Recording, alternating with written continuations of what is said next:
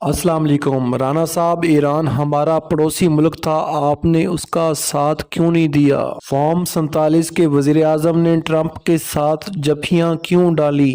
Trump کو Nobel انعام کے لیے نامزد کیوں کیا؟ محمد مالک نے سوالوں کی بچھاڑ کر دی اور رانا ثناءاللہ لاجواب ہو گئے۔ جھوٹ بولنے پر محمد مالک کا پارا ہائی، رانا ثناءاللہ کی تباہ کن چترول۔ ناظرین، اسٹوڈیو میدان جنگ بن گیا۔ آئیے پہلے یہ سنسنی خیز ویڈیو دیکھتے ہیں، پھر اس پر بات کریں گے۔ چینل کو سبسکرائب لازمی کر لیں اور بیل آئیکن کو بھی پریس کر لیں، یہ آپ سے ملنے والی محبت ہے۔ نیشنل سیکیورٹی بریفنگ ہوئی، بڑی ہائی پروفائل بریفنگ تھی۔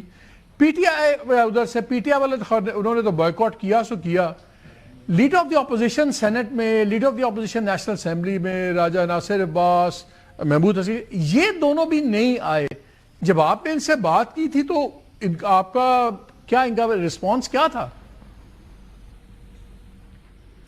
دیکھیں، وزیر اعظم صاحب کی ایڈوائس تھی کہ آپ خود جا کے ان کے آفس میں جو ہے وہ ان کو میری طرف سے جو ہے وہ مدعو کریں۔ تو کل پھر ہم تین لوگ، میرے ساتھ ڈاکٹر طارق فضل صاحب اور ایم این اے انجم وکیل صاحب تھے، تو ہم ان کی خدمت میں حاضر ہوئے اور محمود خان اچک زئی صاحب کو، راجہ ناصر عباس صاحب کو، اور وہاں پہ گوہر خان صاحب بھی آ گئے تھے۔ تو ان کو جو ہے وہ بتایا کہ ایک نیشنل ایشو ہے اور اس میں آپ کی رائے اور آپ کا وہاں پہ ہونا اور پوری دنیا کو، قوم کو یہ تاثر دینا کہ نیشنل ایشوز کے اوپر جو ہے ہم اپنی ذاتی اور جماعتی سیاست سے ابو ہیں، تو یہ بڑا ضروری ہے۔ تو بہرحال دے ور ویری پازیٹیو، لیکن انہوں نے کہا کہ مجبوری یہ ہے کہ کوئی پولیٹیکل کمیٹی ہے ان کی، تو اس میں ہم یہ رکھیں گے اور کوشش کریں گے کہ ہم صبح جو ہے وہ اس میٹنگ میں شامل ہوں۔ لیکن پھر صبح جو ہمیں اطلاع ملی وہ یہی تھی کہ وہاں جو کمیٹی کا اجلاس ہوا ہے تو اس میں کچھ لوگوں نے یہ ضرور رائے دی کہ ہمیں جانا چاہیے، لیکن اکثریت کا فیصلہ یہی تھا کہ جی آپ جب تک ملاقات نہ ہو تو اس وقت تک آپ نے نہیں جانا، تو وہ پھر تشریف نہیں لے کے آئے۔ تو مجھے یہ بتائیں کہ پی ٹی آئی کہتی ہے کہ عمران خان صاحب نے تمام پاور دے دی ہے زئی صاحب کو اور علامہ صاحب کو کہ وہ تمام بڑے فیصلے کریں۔ آپ یہ کہہ رہے ہیں کہ ایک ایسا ایشو جو نیشنل سیکیورٹی کا ایشو تھا، جس پہ کوئی لیدے بھی نہیں ہونی تھی، اس پہ آپ جاتے، یہ فیصلہ بھی یہ دونوں نہیں کر سکے آن دیئر اون، اور وہ پی ٹی آئی کی جو پولیٹیکل کمیٹی ہے اس کے تابع ختم ہو گیا۔ تو اس کے بعد کیا آپ ان دونوں کو سیریسلی لیتے ہیں کہ آپ ان کے ساتھ نیگوسیشن شروع کریں جیسا کہ دوسری طرف سے کہا جاتا ہے؟ دیکھیں، جہاں تک ان دونوں معزز صاحبان کی پرسنالٹیز کا تعلق ہے، وہ انتہائی جو ہے وہ قابل احترام ہیں، بڑے سینئر لوگ ہیں، اور ان میں راجہ ناصر عباس صاحب تو ماشاءاللہ علامہ ہیں، ایک بڑے جید عالم دین ہیں، اور خان صاحب بھی جو ہے وہ بڑے پرانے سیاستدان ہیں، بڑے نیشنلسٹ ہیں۔ لیکن جہاں تک ان کی اس حیثیت کا یا پوزیشن کا تعلق ہے جو آپ نے پوچھا ہے، تو بالکل زیرو، کچھ ان کے بس میں نہیں ہے اور کوئی فیصلہ نہیں وہ کر سکتے۔ یہ ایسے ہی ایک بیانیہ ہے کہ جی ان کو اختیار دے دیا گیا ہے، وہ فیصلے کریں، وہ مذاکرات کریں، نہ، بالکل نہیں۔ مذاکرات سے متعلق آپ ایک بات کو لاک کر لیں کہ یہ کہنا کہ عمران خان صاحب جو ہے وہ ڈیل نہیں کرنا چاہتے، نہیں، وہ ڈیل بھی کرنا چاہتے ہیں، وہ ڈیل بھی چاہتے ہیں، لیکن کس کے ساتھ؟ اسٹیبلشمنٹ کے ساتھ۔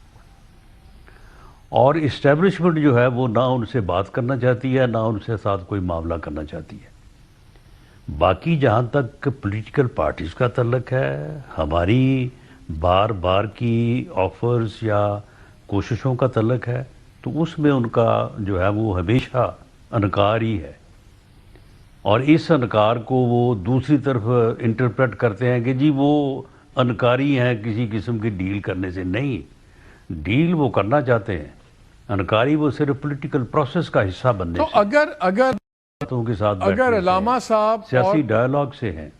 اگر علامہ صاحب اور اچھے صاحب بالکل زیرو ہیں طاقت کے لحاظ سے جو ان کے ساتھ منسوب کی جاتی ہے، اور دوسرے لوگ ان سے بات کرنا چاہتے ہیں، اس کا مطلب ہے جو اس وقت حالات چل رہے ہیں گورنمنٹ کے اور پی ٹی آئی کے، یہ بس جوں کے توں چلیں گے، ایسے ہی بات رہے گی، آپ فیملیز کو بھی نہیں ملنے دیں گے، آپ علاج بھی اپنی مرضی سے کروائیں گے، کوئی لچک کہیں آپ نہیں دکھائیں گے اس کے بعد۔ ناظرین، محمد مالک نے بڑی زبردست بات کی ہے، حکومت کو انا کا مسئلہ نہیں بنانا چاہیے اور پی ٹی آئی کے لوگوں کو عمران خان سے ملاقات کرنے دینی چاہیے، اور ملاقات اگر ہو جائے گی تو اس سے کیا کوئی بھوچال آ جائے گا؟ اصل میں بات یہ ہے کہ حکومت جو ہے وہ عمران خان کے نام سے بھی گھبراتی ہے۔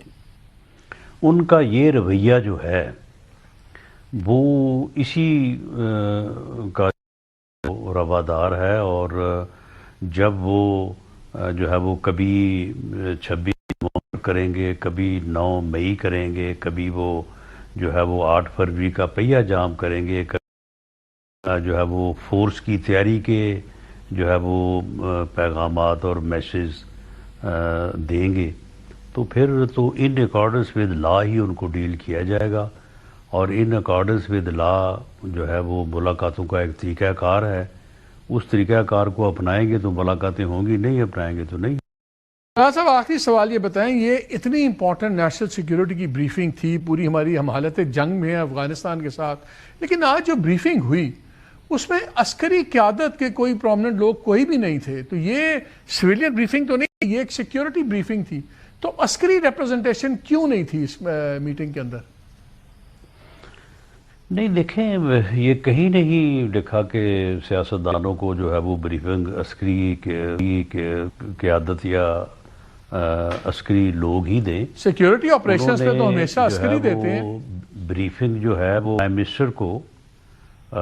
پرائم منسٹر کو جو ہے وہ انہوں نے دی تھی، اس میں پرائم منسٹر کے ساتھ کیبنٹ کے لوگ بھی تھے، مجھے بھی موقع ملا، تو وہاں پہ جو بریفنگ انہوں نے دی بین ہی وہ تمام انفارمیشن جو ہے وہ ان معزز صاحبان کے جو آج وہاں پہ پارٹیسپیٹ تھے ان کے سامنے رکھی گئی۔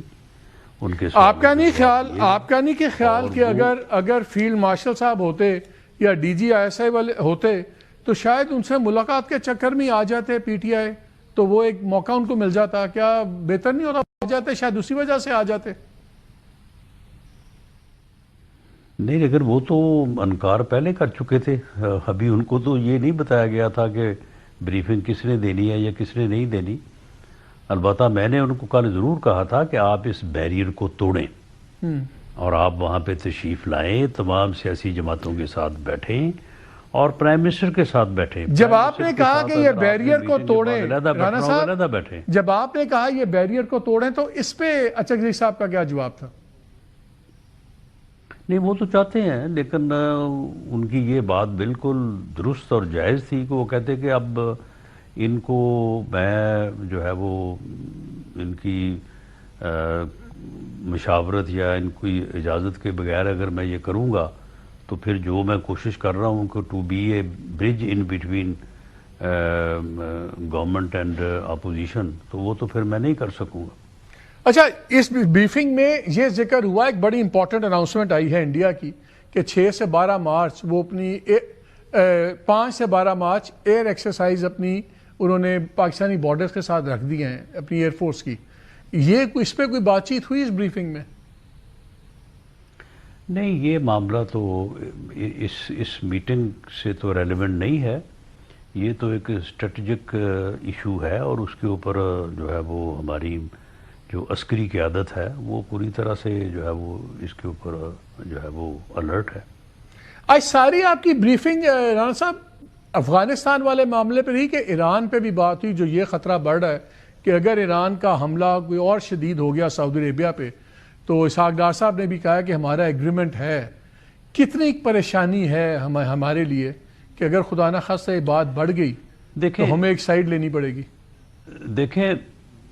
دیکھیں بات تو دونوں پہ ہوئی ہے، اور افغانستان سائیڈ کے اوپر جو ہے وہ کوئی ہمیں ایز سچ کوئی فکر مندی کی ضرورت نہیں ہے، وہ جو ٹارگٹس یا جو اہداف ہماری عسکری قیادت نے طے کیے تھے وہ آلموسٹ جو ہے وہ اچیو ہو چکے ہیں. ان کو اب فورٹیفائی کرنا ہے اور افغانستان کا جو رجیم ہے انہیں یہ کہنا ہے کہ بھئی یہ ریڈ لائنز ہیں، ان کو آپ ملحوظ خاطر رکھیں، ان کا احترام کریں، ان کو آبزرو کریں، تو ہماری طرف سے جو ہے وہ آپ کو کوئی تکلیف نہیں پہنچے گی. اور اگر آپ آلموسٹ کا کیا مطلب ہے رانا وہی صاحب؟ کچھ کیا کریں گے، مطلب ہے کہ اب ہم یہ حملے اب رکنے والے ہیں جو افغانستان پہ ہم کر رہے ہیں؟ آپ نے کہا نا آلموسٹ اچیو ہو گئے. یعنی اس میں یعنی کچھ چیک پوسٹ جن سے فائرنگ کر کے وہ ایکسیس دیتے تھے دہشت گردوں کو پاکستان کا بارڈر کراس کرنے کی، اور یہاں پہ آ کے پھر وہ جو دہشت گردی کی کارروائیاں کرتے ہیں، اور وہاں پہ کچھ ان کے ٹریننگ کیمپس تھے، ان ٹریننگ کیمپس میں باقاعدہ ٹریننگ اور باقاعدہ اسلحہ اور ہر چیز موجود ہے، اور ان کو یہ سارے ثبوت دیے گئے، ان کو یہاں تک بھی ثبوت دیے گئے کہ یہ اسلحہ آتا کہاں سے ہے. تو اس کے بعد ان کو کہا تھا کہ ان چیزوں کو ڈسمینٹل کریں، وہ انہوں نے نہیں کیا تو اب وہ کر دی. جی ناظرین کرام، آپ نے رانا ثناء اللہ کی گفتگو سنی. رانا ثناء اللہ کا کہنا تھا کہ میں نے اپوزیشن لیڈر محمود اچکزئی سے اور علامہ ناصر صاحب سے ملاقات کی، اور انہوں نے یہ یقین دہانی کرائی تھی کہ میں انشاءاللہ اس اجلاس میں ضرور آؤں گا. مگر ناظرین آپ کو پتہ ہے کہ پی ٹی آئی کی ایک سیاسی کمیٹی بنی ہوئی ہے جس نے یہ فیصلے کرنے ہوتے ہیں، یہی اصل میں جمہوریت ہوتی ہے. مگر سیاسی کمیٹی کی اکثریت کا فیصلہ یہ تھا کہ ہم تب تک کسی بھی اجلاس میں شریک نہیں ہوں گے جب تک خان صاحب سے ملاقات نہیں کرائی جا سکتی. ناظرین ملاقات کرانا ہر سیاسی قیدی کا حق ہوتا ہے، ہر قیدی کا بلکہ حق ہوتا ہے، اور ان کو ملاقات کرانی چاہیے، ان کو اپنی انا کا مسئلہ نہیں بنانا چاہیے. اور ناظرین جو لوگ ملاقات کر کے آتے ہیں، چاہے وہ عمران خان کی بہنیں ہیں یا چاہے وہ پی ٹی آئی کے لوگ ہیں، ان کو باہر آ کر سیاسی بیان نہیں دینے چاہیے. اصل میں میرے خیال میں جب تک میں یہ سوچتا ہوں، یا جیسے میں سوچتا ہوں ملاقات کرانا ان کے لیے اتنا مسئلہ نہیں ہے. اصل میں جب ملاقات کے بعد جو مسائل بنتے ہیں حکومت کے لیے، یا حکومت کے خلاف یا اداروں کے خلاف ٹویٹ ہوتے ہیں، حکومت اس سے ڈرتی ہے اور اس سے خوفزدہ ہوتی ہے. آپ کو پتہ ہے کہ ایک سپریم کورٹ میں عمران خان کی تصویر لیک ہوئی تھی، اور وہ تصویر جو ہے پوری دنیا میں ٹرینڈ میں چلی تھی، اور ٹویٹر میں، فیس بک میں، یوٹیوب میں. ناظرین وہ تصویر ایسے چلی تھی جیسے کہ پتہ نہیں کیا ہو گیا. آج بھی عمران خان دنیا کا یعنی کہ پاکستان میں سب سے پاپولر لیڈر ہے، اور عوام اس کو پسند کرتی ہے. 8 فروری کو بھی عوام نے عمران خان کو 100 سے زیادہ نشانات پر مہر لگا کر ووٹ دیے، اور یہ ثابت کیا کہ اس وقت عوام کے دلوں میں بستا ہے عمران خان. ہاں ناظرین وہ غلط ہے یا ٹھیک ہے اس کا فیصلہ تو عوام ہی کریں گے، کیونکہ عوام نے ووٹ دینا ہوتا ہے. تو ناظرین عوام کے ووٹ کا احترام کرنا چاہیے حکومت کو. اگر ہم عوام کے ووٹ کا احترام نہیں کریں گے تو لوگوں کا سیاست سے یا الیکشن سے یا اس جمہوریت سے دل جو ہے وہ بیزار ہو جائے گا.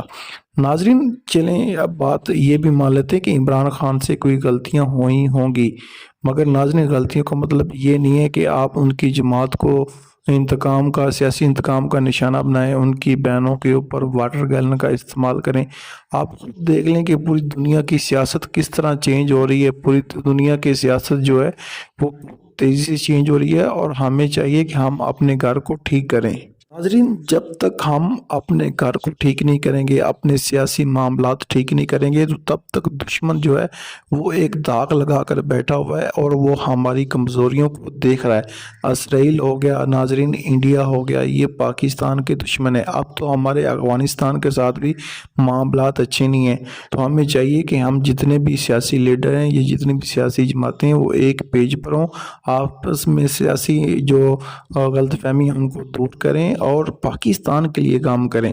ناظرین ہاں جس کو بھی عوام ووٹ دے اس کو 5 سال موقع دیں. اگر اس نے حکومت ٹھیک نہیں کی یا اس کی کارکردگی اچھی نہیں ہے تو عوام اس کو خود ریجیکٹ کرے گی. اگر ناظرین آپ کو یہ ویڈیو اچھی لگی تو آپ ویڈیو کو لائک کر دیں، چینل کو سبسکرائب کر لیں، اور ملتے ہیں ایک نیو ویڈیو میں. تب تک اپنے میزبان کو اجازت دیجیے. اللہ حافظ.